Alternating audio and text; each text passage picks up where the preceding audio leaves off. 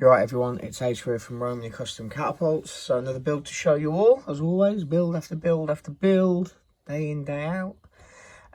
What we have here is a microraptor in the form of OTT, which is an abbreviation for over the top. For those who don't know, the bands pull over the top. Right, microraptor, very clever little design if I don't say so myself.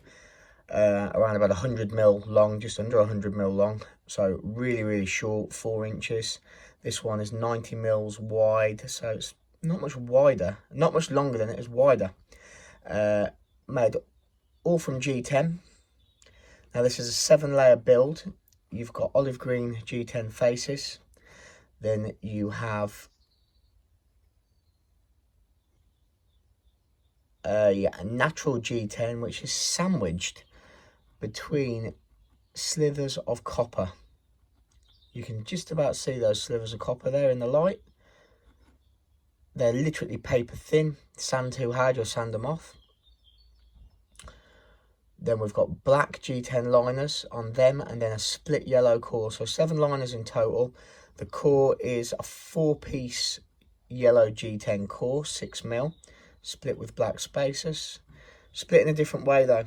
As you can see, instead of just being split longwards on, or crossways, sorry, we've got some splits going the opposite way. So, you know what I mean. Just split in a different way. How would I call these splits here going across? Horizontal. We've got 1 horizontal split and 2 vertical splits, if you hold the frame up right. This G10's got like lines down it. It come out really well when I used it on a Shamshir recently. You can see it. But yeah, that core goes really well. These colours go really well. I mean, I had a feeling yellow and olive green would go really well together, and it does. And then the black and the copper just kind of finishes it off. So yeah, a lot going on with it. Not a lot going on, like, but it's far from a standard build. Like 7 layers is quite a lot to fit on a thin frame.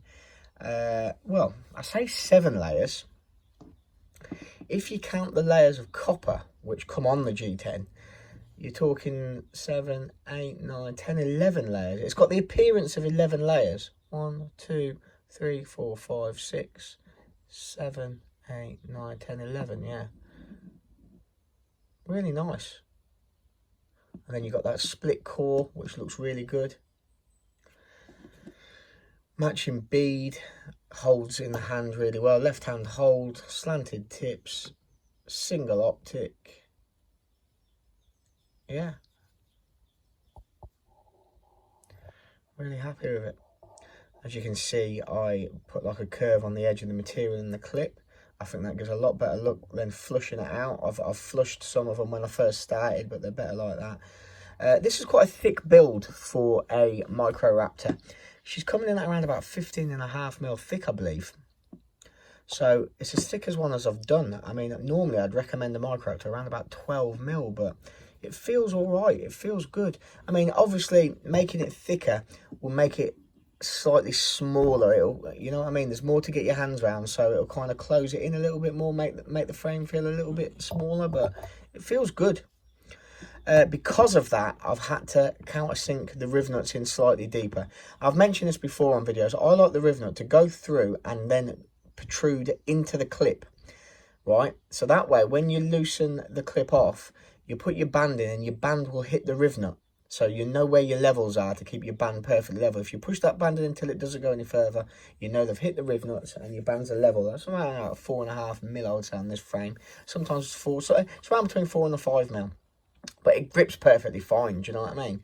So obviously I've had to countersink them slightly deeper because it's a thicker frame. I've got 2 types of riv nuts I use, 11.5mm and a 12.5mm.